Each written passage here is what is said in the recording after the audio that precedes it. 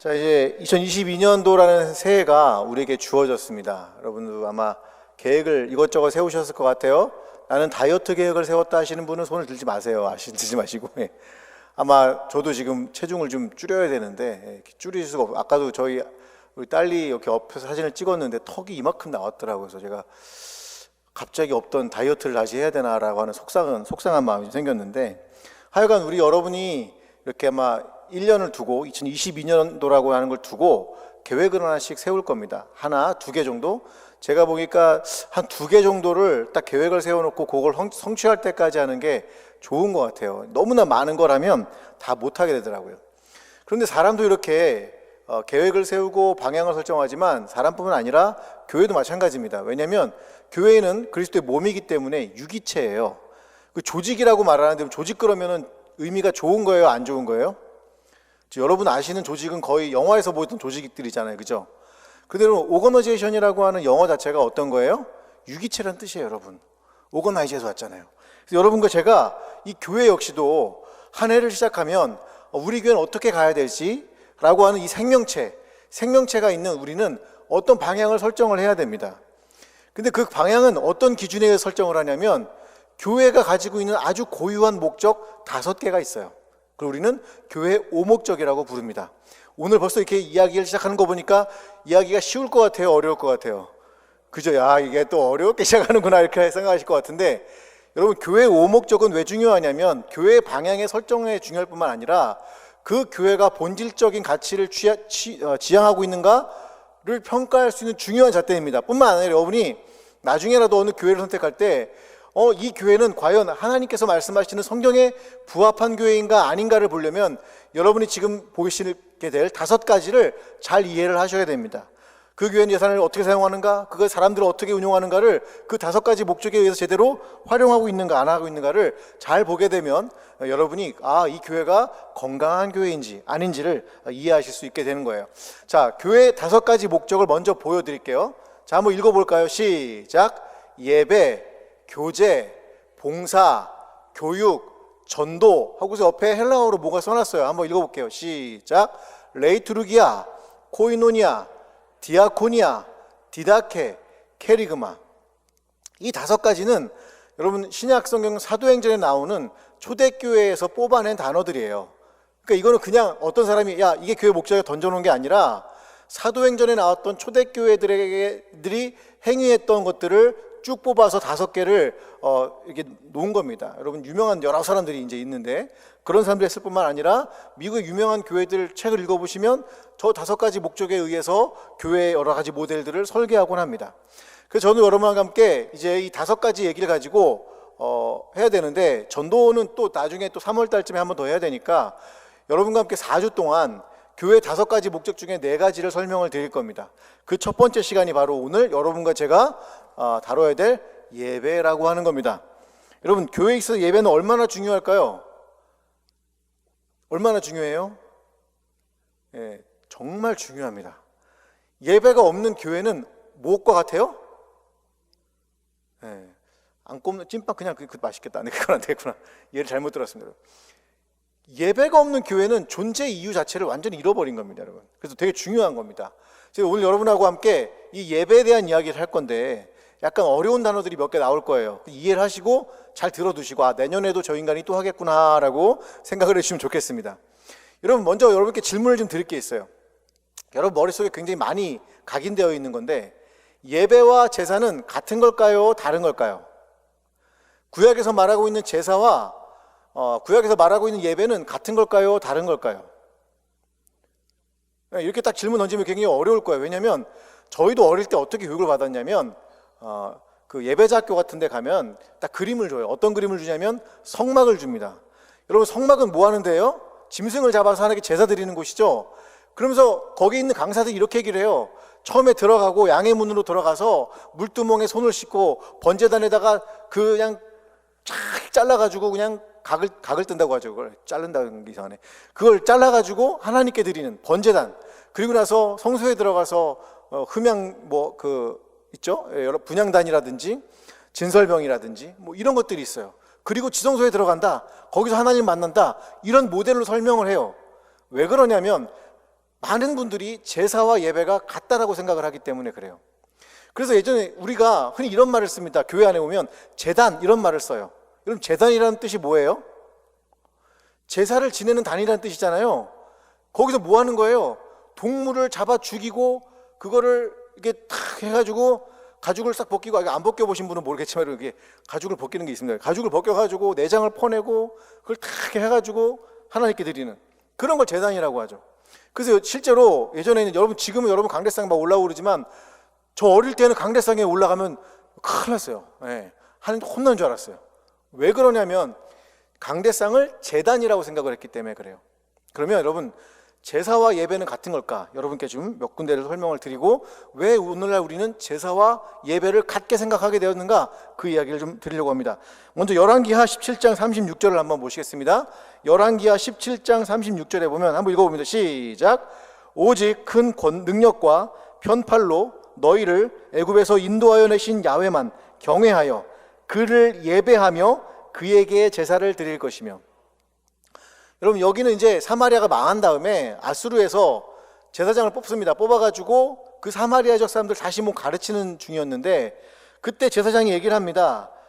하나님이 너희를 애굽에서 구해내셨다 하면서 그 이유는 야훼만을 경외하며 뭐 하려는 거예요? 그를 예배하고 그에게만 제사를 드려라, 이렇게 두 가지를 말씀을 드려요. 여러분, 예배와 제사는 다른 행일까요? 같은 행일까요? 아직도 모르겠죠. 지금 왜냐하면 제사 속에 예배가 같이 들어있는 것 같기 때문에 그래요. 제가 한 구절을 더 읽어드릴게요. 욥기서 1장 20절입니다. 욥기서 1장 20절. 네, 욥기서 1장 20절 안 나오나요? 제가 읽어드릴게요. 욥이 일어나 겉옷을 찢고 머리털을 밀고 땅에 엎드려 예배하며. 여러분, 욥은 지금 제사를 드리고 있나요? 제사 안 드리고 있죠. 그런데 오늘 뭐라고 얘기하냐면 욥이 예배하고 있다, 이렇게 표현을 했어요. 자, 다시 한번 이렇게 물어볼게요. 제사라고 하는 행위와 예배라고 하는 행위는 같을까요? 다를까요? 이제 좀 나오는 것 같아요. 우리 수환 형제가 이번 주에 하나님 은혜 가운데 잘 살았던 것 같아요. 수환이가 그랬지. 할렐루야. 여러분, 다른 거예요. 왜 그러냐면 예배라고 하는 행위는 한번 따라해 볼까요? 무릎 꿇고 엎드린다. 시작. 예를 갖춰서 무릎 꿇고 엎드리는 행위를 예배라고 해요. 경배도 마찬가지입니다. 경외에서 엎드리는 행위예요. 여러분, 우리가 사람 앞에 엎드릴 때, 누군가에게 엎드릴 때 언제 엎드려요? 물론 여러분 남자친구 여자친구 싸운 다음에 엎드리는 거, 그런 거 말고 언제 주로 엎드립니까? 그죠? 앞에 있는 사람이, 앞에 있는 존재가 굉장히 위대한 존재일 때 나도 모르게 무릎이 꿇어지면서 엎드리게 되죠. 이게 바로 예배예요. 이게 바로 예배라고 하는 단어입니다. 그런데 우리는 예배와 제사가 동일하다고 생각을 했기 때문에 많은 문제가 생겨요. 왜 그러냐면 저도 어릴 때 그랬지만 수련회 때 무조건 울어야 돼. 막 울어야 돼. 안 울면 그건 예배도 아니야. 그리고 목사님들도 설교 딱 한 다음에요, 성도님들이 눈물 흘리잖아요. 그날은 기분이 좋다 안 좋다? 오늘 어떻게 해야 돼요, 여러분? 다 펑펑 울어야 돼요. 울면서 뭐 이래야지 제가 오늘 설교 잘했구나, 이런 생각을 해요. 왜 그러냐면 제사의 개념이 있기 때문에 그래요. 왜? 제사는 무슨 개념이 있어요? 죽이는 거잖아요. 죽여서 슬프잖아요. 예수님 십자가에 죽은 거 슬프잖아요. 예배가 만약에 제사로만 한정된다면 우리는 늘 슬픈 감정밖에 없을 거예요. 그런데 여러분, 예배 안에는 이걸 넘어서는 요소들이 있어요. 그리스도께서 우리와 함께 죽으셨으나 또 어떻게 하셨죠? 부활하시죠. 부활하실 뿐만 아니라 그분이 또 어떻게 하십니까? 다시 오실 그분이에요. 그게 우리에겐 희망이고, 우리는 새로운 몸을 가지고 그분과 함께 살아갈 것을 기약하고 기대하면서 살아가요. 예배는 이런 차원을, 그러니까 우리 죽음의 차원을 넘어서는 거예요. 예배는 울음의 차원을 넘어서는 거예요. 그래서 여러분이 사도행전을 쳐다보면 성찬을 하는데, 우리 성찬하면 어떻게 하죠? 아무 흠도 없고 막 이게 울잖아요. 그런데 거기는 그러지 않아요. 기쁨의 정서가 넘칩니다. 왜 그래요? 그리스도인들은 부활의 증인이기 때문에 그래요. 예배라고 하는 건 단순하게 주님이 죽으셨던 걸 넘어서서 그리스도께서 부활하시고 다시 오시고 그분이 우리에게 보여주신 그분의 성품과 그분의 자비하심과 그분의 여러 가지 행위와 말씀들, 이 모든 것들이 예배되고 찬양되는 것들이에요. 그래서 여러분, 예배는 제사와 다른 겁니다. 달라요. 그런데 왜 예배와 제사가 같아졌을까? 이유가 있습니다. 이건 여러분과 제가 로마 가톨릭을 좀 이해를 해야 됩니다. 여러분, 제가 항상 말씀드리지만 로마 가톨릭도 역시 가톨릭도 기독교의 한 분파죠. 동방정교회도 한 분파고 개신교는 또 다른 또 나온 거니까. 근데 여러분, 가톨릭에서 성당에서 예배를 뭐라고 얘기하죠? 미사라고 그래요. 미사. 미사의 뜻은 뭐냐면 미안하다, 사랑하다. 이거 아닙니다, 여러분. 이거 보신 분은 알겠지만, 물론 저도 그때 너무 잘 봤지만 그거 아니에요. 미안하다, 사랑하다 아니고, 미사라는 건 어디서 온 거냐면 여러분, 메스, 그거는 디스미스에서 온 거예요. 디스미스. 디스미스는 뭐냐면 해산하다, 그런 뜻이에요. 여러분이 그 미국 영화 같은 데 보면 텐션 바우 하면서 디스미스 딱 해요. 그 뭐냐면 해산, 그런 뜻입니다. 그 왜 해산이냐? 원래 고대 예배는요, 말씀의 예전이 있어요. 말씀의 예전을 통해서 뭘 하냐면 찬양도 하고 기도도 하고 말씀도 듣고 그래요. 근데 그게 끝나면 어떻게 되냐면 침례받은 사람과 침례받지 않은 사람으로 해산을 합니다. 그 침례받지 않은 사람들은 집에 가고 침례받은 사람들은 또 따로 모여요. 좋을까요, 안 좋을까요? 여러분 되게 싫어할 거예요. 이거 큰일 났다, 막 또 뒤에 또 예배가 있어, 막 이럴 거예요. 근데 예배가 있어요. 어떤 예배냐면 성찬 예배가 있어요. 침례받은 사람들은 신자, 그 다음에 안 받은 사람들은 예비 신자라고 그래가지고 성찬을 이 신자들에게만 줍니다. 주님의 몸과 피를 줍니다. 그러면서 그걸 뭐라고 이해했냐면 제사로 이해를 합니다. 그걸 어떻게 할 수 있느냐? 제가 여러분 가톨릭 백과사전을 찾아봤습니다. 기특해요, 안 기특해요? 할렐루야. 여기만 기특한 것 같아요. 제가 여러분께 이제 읽어드릴게요. 아마 저기 나올 텐데, 가톨릭 대백과사전은 이렇게 되어 있어요. 한번 제가 읽어볼게요. 미사는 예수께서 우리 죄를 없애기 위해서 자신을 마치신 십자가의 제사를 되풀이하여 사제의 손으로 예수님의 몸과 피를 천주 성부께 바치는 가장 숭고한 제사이다, 이렇게 표현했어요. 그러니까 가톨릭의 기본적인 이해는 뭐냐면, 그들이 말하는 성찬은 뭐냐면 되풀이되는 제사인 거예요. 그래서 그들은 제단을 만들어 놓고 거기다 떡과 포도주를 놓습니다. 왜요? 주님께서 또 죽고 또 죽고 또 죽는 희생을 하기 때문에 그래요. 그런데 히브리서는 우리에게 그렇게 얘기하고 있지 않죠? 주님은 몇 번 죽는 거예요? 따라합니다. 0단번. 시작. 0단번이 뭐예요? 영원히 단 한 번 죽으시는 거예요. 그래서 여러분 히브리서를 보면 대제사장들에게 가자 이렇게 안 해요. 대제사장들은 그리스도 어린 양의 피를 가지고 있고 우리는 어디로 가자? 영문 밖으로 가자고 그래요. 왜냐하면 그곳에서 주님이 죽으셨기 때문에. 우리가 드려야 될 진정한 제단은 거기가 아니라, 어린 양이 피 뿌려지고 있는 그 제단이 아니라 예수 그리스도께 가야 된다라고 하는 그 영문 밖이라고 하는 표현을 히브리서에서 사용을 합니다. 그럼 여러분 지금 보니까 우리의 예배는 단순하게 주님의 죽음을 기념하는 그 정도의 수준이 아니라 이제부터 뭐가 돼야 되냐면, 우리 대학 청년부 예배가 뭐가 돼야 되냐면, 따라합니다. 축제가 돼야 됩니다. 시작. 뭐가 돼야 된다고요? 축제가 돼야 돼요. 위로가 돼야 돼요. 삶이 얼마나 지치고 힘듭니까, 여러분? 저도 벌써 얼굴이 이렇게 좀 지쳐 보이지 않아요? 알았어요, 여러분. 예. 다들 이러기예요? 여러분, 서로 위로하는 거라니까. 서로 위로하는 거, 축복해주고 서로에게 힘을 주는 거예요. 그리고 우리 가족됨을 확인하는 거예요.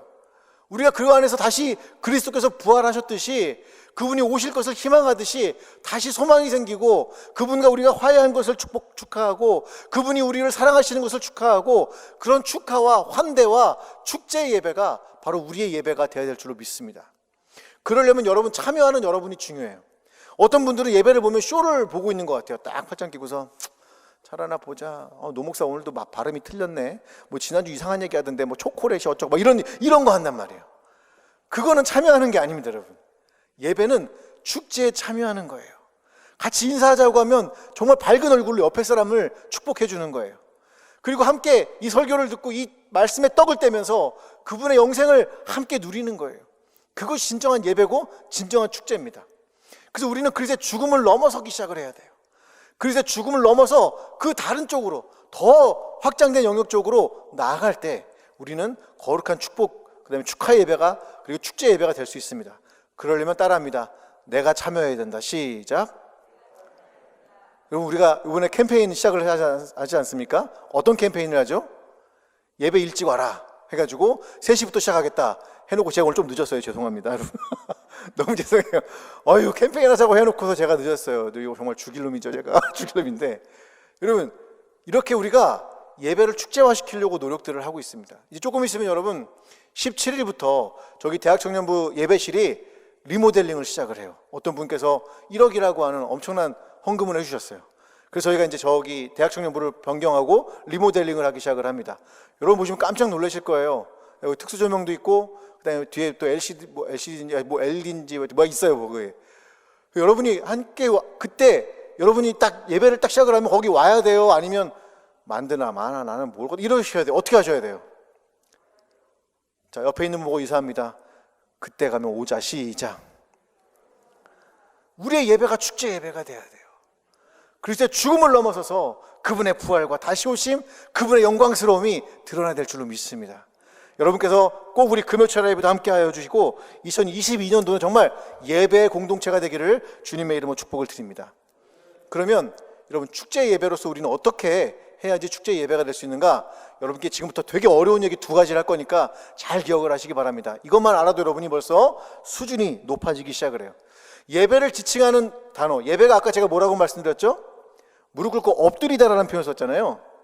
그 표현이 구약에 나오는 예배라고 하는 표현인데, 이 예배라고 하는 표현은 따라합니다. 샤하, 시작. 이 히브리어예요. 샤하, 히브리어예요. 엎드리다.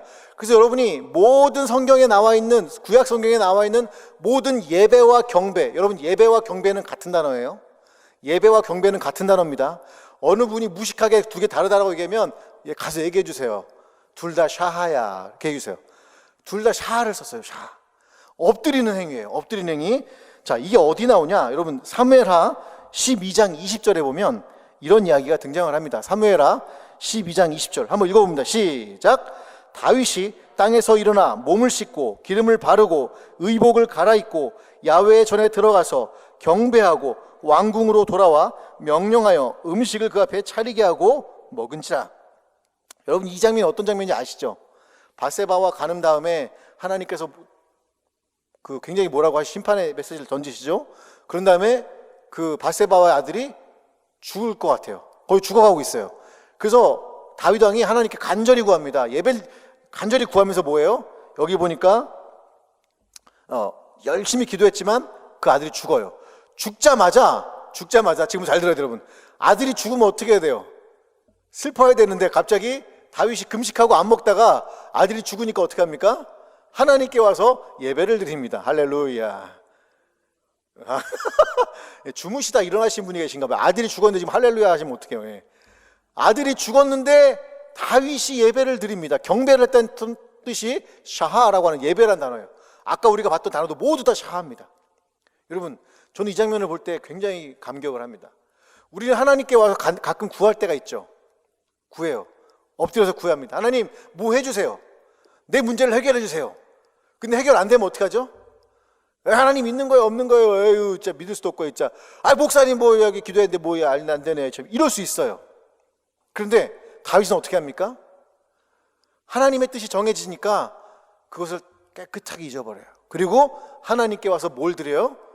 경배, 즉 예배를 드립니다. 하나님 앞에 무릎 꿇습니다. 여러분 제가 지난번에 말씀드렸지만 우리가 꼭 개업할 때만 왜 예배를 드려야 됩니까? 뭐 할 때도 예배 드리자? 폐업할 때도 예배 드리고 회사에서 잘릴 때 예배 드려야 돼요? 안 드려야 돼요? 안 드리기만 해봐 이제. 시험 떨어지면 예배 드려야 돼요? 안 드려야 돼요? 그런데 다 어디 가는 거야 도대체가? 여러분 우리의 삶에 실패가 온다 해도 예배를 드리는 거예요. 그분 앞에 엎드리는 거예요. 그분 앞에 경배하는 거예요. 그게 바로 예배의 본질입니다. 그리고 마태복음 2장 2절에는 이제 신약에는 이 샤하란 단어가 프로스큐네오라고 쓰여 있어요. 마태복음 2장 2절 한번 봅니다. 한번 읽어볼게요. 시작. 유대인의 왕으로 나시니가 어디 계시냐? 우리가 동방에서 그의 별을 보고 그에게 경배하러 왔니? 이 경배하던 단어가 프로스큐네오라고 하는 헬라어예요. 제가 아마 띄워주실 것 같은데 화면을 우리 보시면 샤하, 프로스큐네오 샤하만 외워두시면 됩니다. 이게 무릎을 엎드리다는 거예요. 무릎 꿇고 엎드리다고 하는 게 예배의 본질이라고 말씀드렸죠. 이 무릎을 꿇다라고 하는 프로스큐네오는 원래 어떻게 온 단어냐면 그 안에 있는 퀴네오라는 단어가 쿠스, 독일어는 쿠스고 영어로는 키스입니다. 대지의 신에게 키스하는 거예요. 여러분, 땅에다 키스하려면 어떻게 해야 되죠? 무릎 꿇고 엎드려야 되죠. 물론 이렇게 유연하신 분들은 무릎도 안 꿇고 이렇게 뽀뽀하실 수 있겠지만, 그런 거 말고 이 프로스키네오는 대지의 신에게 경배하는 거예요. 그 모습을 본따서 얘기를 하는 겁니다. 여러분, 이렇게 예배라고 하는 거는요, 하나님 앞에 무릎 꿇고 엎드리는 겁니다. 그런데 여러분, 우리가 무릎 꿇을 때, 무서워서 무릎 꿇을 때 있죠, 여러분. 우리는 굴복하다, 그렇게 얘기를 해요. 그죠? 그런데 여러분, 하나님 앞에 무릎 꿇을 때는 여러분 무서워서 무릎 꿇는 거예요?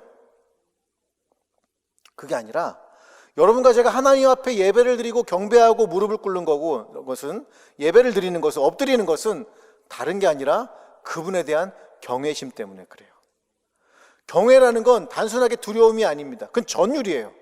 우리가 하나님을 알면, 창조주 하나님의 위엄을 안다면, 그분이 이 온 우주를 지으신, 이 수백억 광년에 인간이 도저히 알 수 없는 이 어마어마한 우주를 지으신 그분을 알면 우리는 그분 앞에 무릎을 꿇을 수밖에 없죠. 그분을 예배할 수밖에 없습니다. 내 삶의 조그만 문제를 가지고 내가 엎드려 죽는 게 아니라 이 위대한 삶의 주인, 우리 모든 인생에 대한 주인이 그분이심을 안다면 우리는 엎드려서 그분을 경배하고 예배할 수가 있어요. 이게 바로 경외심이에요. 그래서 경외심을 단순하게 공포심이 아니라 경외심과 공포심은 구별해야 됩니다. 경외심은 그분에 대한 전율이에요. 예수 그리스도의 죽으심과 부활하심과 그분이 다시 오심, 그분이 병자들을 사랑했고 불쌍했던 그 아름다움들, 그 모든 것이 우리를 경외로 이끌어갑니다. 성령께서 우리를 인치시고 보증했던 그 모든 것이 우리를 하나님에 대한 경외심으로 이끌어가요. 그럼 우리는 그분 앞에 무릎을 꿇을 수밖에 없죠. 아까도 얘기했지만 우리는 시청자가 아니에요. 우리는 쇼를 보러 온 사람들이 아닙니다. 하나님께 엎드려서 그분을 경배하는 그런 존재들이 여러분과 저라는 것을 여러분 기억하시기를 주님의 이름으로 축복을 드립니다. 여러분, 우리 집에도 댕댕이가 있지만 댕댕이에게 아무리 예배하라고 해도 그는 알아들을 수가 없습니다. 그녀들은 알아들을 수가 없습니다. 왜요? 그들은 동물이기 때문에 그래요. 오직 인간만이 하나님께 무릎을 꿇을 수 있는 가장 존귀하고 고귀한 그런 특성을 가지고 있어요. 그러게 여러분, 오늘 이 하나님께 여러분의 마음의 무릎을 꿇어서 나갔으면 좋겠습니다. 단순하게 여러분, 내가 오늘 예배 안 드렸더니, 우리 저번에 동아 형제도 보니까 내가 예배 좀 저기 했더니 주일날 예배 드리고 어디 놀러 갔더니 다친 것 같아, 막 이런 적이 있었는데, 여러분, 이런 거 말고 그분이 두려워서 내가 와야지, 이런 거 말고 진짜 하나님에 대한 경외심이 있었으면 좋겠어요. 그것이 여러분을 진정한 신앙인으로 이끌어 간다는 것을 기억하시기를 주님의 이름으로 축복을 드립니다. 이렇게 샤하라고 하는 단어가 무릎 꿇고 엎드리다 라고 하는 의미가 있습니다. 또 하나가 있는데 굉장히 중요한 단어입니다. 여러분, 따라합니다. 아바드. 시작. 저기 보시니까 아바드라고 하는 단어가 있죠. 아바드. 아바이가 아니고요. 아바이 하지 마시고, 아바이 하면 잡혀갈 수도 있으니까 하지 마시고. 아바드라는 단어는요, 원래 우리가 일하다, 노동하다 이런 뜻이에요. 그런데 이 단어가 성전에 들어오면 어떤 의미로 쓰이냐면 제사장들과 레위인이 하나님을 위해서 봉사하다, 섬기다, 일하다 이런 뜻으로 쓰이는 단어예요. 그런데 여러분, 우리가 영어로 주일 예배를 뭐라고 하죠? 썬데이 서비스라고 그래요. 왜 서비스라고 그럴까요, 여러분? 서비스? 아니, 왜 워십이라고 안 하고 서비스라고 그럴까요? 바로 이것 때문에 그래요. 섬기다, 일하다는 것 때문에 그래요.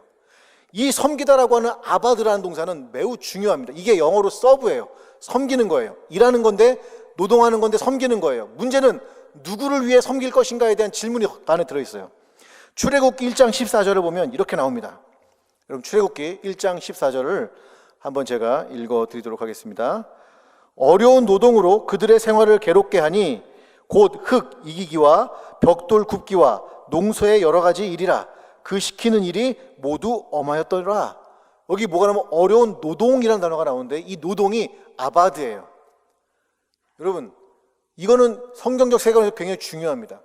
출애굽이 왜 엄청난 사건이냐면, 여러분, 애굽에서는 하나님의 백성이 누구를 섬겼습니까? 애굽의 왕을 섬깁니다. 그걸 노동으로 표현한 거예요. 그걸 아바드, 그 왕을 섬기고 있던 거예요. 그 왕을 위해서 벽돌을 굽는 거예요. 그 왕을 위해서 그 생산성을 높였던 거예요. 모세가 얘기합니다. 우리는 하나님을 섬기기 위해 광야로 가겠습니다. 예배 안에, 예배라고 하는 이 아바드라고 하는 단어, 이거는 예배라고 번역은 된 적은 없지만 넓게 예배라고 하는 단어 안에 들어있는, 의미가 들어있는 단어예요. 서비스라고 하는 의미예요. 그 안에는 뭐가 있냐면 너는 누구를 섬기고 있는가라고 하는 걸 질문하고 있는 거예요. 우리의 예배는 누구를 섬기냐는 거 질문하고 있는 거예요. 우리의 영혼의 눈은 어딘가를 향하고 있는가를 질문하고 있는 겁니다. 우리는 얘기합니다. 목사님 바빠요. 분주해요. 오늘 알바해야 돼요. 오늘 일해야 돼요. 맞아요. 여러분 너무 분주하죠. 분주하죠. 근데 가끔 제가 그 분주함 속에서 여유를 본 적이 있습니다. 언제였냐면 얘기해도 되는지 모르겠어요. 우리 아내랑. 여러분 제가 깜짝 놀란 건 우리 아내의 본 얼굴을 제가 알겠죠. 그죠? 몰라요? 모를 수가 있나 그게. 제가 알지. 제가 언젠가 몇 년 동안 우리 아내하고 함께 출근한 적이 있습니다. 차를 타고 옆에 있는데 분명히 제가 출발할 때는 아내의 얼굴이 그 얼굴이 아니었는데 차 안에 점점 변신하는 거예요. 갑자기 눈썹 한 짝이 생겼다가 뭔가 딱 생기더니 나중에는 완벽한 내가 사랑하는 그녀의 얼굴이 다시 나타나는 거예요. 예. 물론 우리 분주함이 있죠. 그 분주함 속에서 여유를 찾아서 이렇게 했던 그녀를 보면서 이런 생각이 들었습니다. 우리도 그 분주함 속에서 주님을 섬길 수 있겠구나. 네, 그런 생각이 들었습니다. 그건 중요한 건 아니고 우리가 누구를 섬기느냐라고 하는 질문이 바로 여러분과 내가 예배를 진짜 드리고 있는지 안 드리고 있는지를 가늠하는 중요한 표대예요. 우리는 주일만 예배를 드리죠. 그런데 초대교회는 매일 예배를 드렸어요. 매일 성수신앙이 그들의 신앙이었고 우리 조상들의 신앙입니다. 그런데 우리는 그 중에 하루를 띄워드려요. 그런데 우리는 시험 있으면 예배 안 드리죠. 우리 뭐 없으면 예배 안 드려요. 여러분 그러지 않았으면 좋겠습니다. 예배는 여러분께 질문을 던지고 있습니다. 여러분 누굴 섬기고 계십니까? 라고 여러분 질문하고 있다는 것을 여러분 잊지 마시기를 주님의 이름으로 축복을 드립니다. 제가 근래 굉장히 감동받은 청년이 한 명 있습니다. 철원이라는 형제님이에요. 지금 군대에 다시 들어갔는데 이 청년은 휴가만 나오면 어디로 와요? 교회에 맨날 오더라고요. 맨날 와요. 제가 처음에는 궁금했어요. 친구가 없나? 이 친구 친구가 없나? 왜 맨날 교회에서 이렇게 살아? 맨날 오면 태민이 만나고 맨날 기종이 만나고 네. 이해가 처음엔 안 가더라고요. 근데 제가 그 마음을 알았어요. 뭘 알았어요? 그가 하나님을 섬기기 위한 얼마나 뜨거운 마음이 있는지 도저히 제가 부끄러울 정도입니다. 저는 그 마음이 예배라고 생각을 해요. 그가 군대에서 나와 있는 그 귀중한 휴가 시간에 하나님을 예배하기 위해서 하나님을 너무 사랑해서 교회에 오는 그 모습이 진정한 아바드예요. 그리고 그 아바드를 넘어서서 우리 교회에서 동참해서 함께 사역하는 그 모든 것이 바로 아바드 예배라는 거예요. 저는 여러분에게 두 가지 말씀을 드렸습니다. 하나는 샤하, 무릎 꿇고 엎드리는 예배. 또 하나는 뭐였어요? 아바드, 일하다, 노동하다, 누굴 위해서? 하나님을 위해서 일하는 것, 사역하는 그 모든 것이 예배라고 말씀을 드렸습니다. 그런데 이 아바드라고 하는, 이 서비스라고 하는 거에는요 두 가지 의미가 있습니다. 이걸 독일어로 따라합니다. 고테스 딘스트. 시작. 아마 화면에 하나 뜰 겁니다. 고테스 딘스트. 이 뜻은요 하나님의 섬김이라는 뜻인데 중요한 두 가지 의미가 있습니다. 첫 번째는 하나님을 섬긴다는 뜻이 있지만 더 중요한 건 뭐냐면 하나님이 우리를 섬기는 거예요. 목사님, 하나님이 우리를 섬긴다고요? 네. 여러분, 예배에서 가장 중요한 게 뭔지 아십니까? 우리가 하나님을 위해서 일한다고 생각하지만 하나님이 우리를 위해서 먼저 일하신다는 건 여러분이 알으셔야 돼요.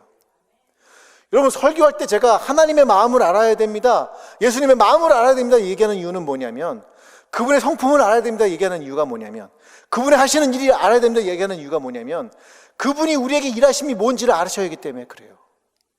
예배라는 건 하나님이 어떤 분인지 여러분에게 보여드리는 거예요. 하나님이 어떤 분인지를 소개하는 겁니다. 그러면 나는 그 하나님을 위해서 내가 하나님을 섬기기 시작을 합니다. 무릎 꿇어서 그분을 경배하기 시작을 합니다. 그게 예배인 거예요. 고테스 딘스트라고 하는 건 다른 것이 아니라 바로 이거였던 겁니다, 여러분. 하나님이 먼저 우리를 섬기는 것, 그것이 진짜 예배입니다. 그래서 우리 예배팀도 마찬가지입니다, 여러분. 우리 예배팀이 여러분에게 하나님께로 이끌어가려고 굉장히 노력을 하는 이유는 뭐냐면, 여러분 예배팀 우리가 뭐 노래를 해봐야 뭐 얼마나 잘하겠습니까? 그런데 여러분 그게 중요한 게 아니라 여러분과 하나님을 만나게 하려는 거예요. 하나님이 여러분을 어떻게 섬기는지를 여러분께 보여드리려고 하는 거예요. 여러분이 이걸 아셔야 하나님이 그분이구나 하고 여러분이 무릎을 꿇을 수 있고 그분 앞에 절을 할 수 있다는 겁니다. 이게 예배의 가장 중요한 고테스틴스트로서의 본질적 예배입니다. 하나님이 여러분을 지금 섬기고 계십니다. 오늘 여러분과 읽은 요한계시록 22장 7절에서 9절을 다시 한번 읽어보도록 하겠습니다. 보라, 내가 속히 오리니 이 두루마리의 예언의 말씀을 지키는 자는 복이 있으리라 하더라. 이것을 보고 들은 자는 나 요한이니 내가 듣고 볼 때 이 일을 내게 보이던 천사의 발 앞에 경배하려고 엎드렸더니 그가 내게 말하기를 나는 너와 내 형제 선지자들과 또 이 두루마리의 말을 지키는 자들과 함께 된 종이니 그리하지 말고 하나님께 경배하라 하더라. 여러분 우리 예배는요 영원한 거예요. 여기서만 예배가 끝나는 것이 아니라 우리의 모든 생이 끝났을 때 그때 우리는 계속해서 예배를 드리는 요한계시록의 이 예배의 존재가 될 겁니다. 예배의 영원성입니다. 그래서 존 파이퍼라고 하는 목사님이 이런 얘기를 했어요. 열방이 기뻐하게 하라고 하는 그래서 이런 얘기를 했습니다. 교회의 궁극적인 목표는 선교가 아니라 예배이다. 선교가 존재하는 이유는 예배가 존재하지 않기 때문이다. 그 예배가 없는 곳에 그 예배를 알려주러 간다는 얘기입니다. 궁극적으로 남는 것은 선교가 아니라 예배이다. 왜냐하면 궁극적으로 중요한 것은 사람이 아니라 하나님이시기 때문이다. 이 세대가 끝나고 헤아릴 수 없이 많은 구속받은 무리가 하나님의 보좌 앞에 엎드릴 때 선교는 더 이상 존재하지 않을 것이다. 선교는 잠깐 동안 필요하지만 예배는 영원히 남는다. 그러므로 예배는 선교의 동력원이자 목표이다. 그래서 우리는 선교를 할 때 열방이 하나님의 영광을 충만히 누리게 하는 것은 예배가 선교의 목표이기 때문이다. 이런 얘기를 했습니다. 여러분 예배는 영원한 겁니다. 여기서만 끝나는 것이 아니라 우리가 그분 앞에 가서도 드릴 것이 예배라는 것입니다. 그러기에 오늘 여러분과 제가 드리는 모든 예배 가운데 하나님의 놀라운 충만함이 임할 수 있기를 축복을 드리고 이 예배가 우리만의 예배가 아니라 온 이방인들 믿지 않는 사람들을 위한 그 아름다운 예배가 될 수 있도록 여러분 기도해 주시고 참여해 주시기를 부탁을 드립니다. 2022년도 우리가 여러 가지 노력을 하고 있는 예배 가운데 여러분이 정말 예배를 소중하게 생각하고 함께 동참할 수 있기를 주님의 이름으로 축원드립니다.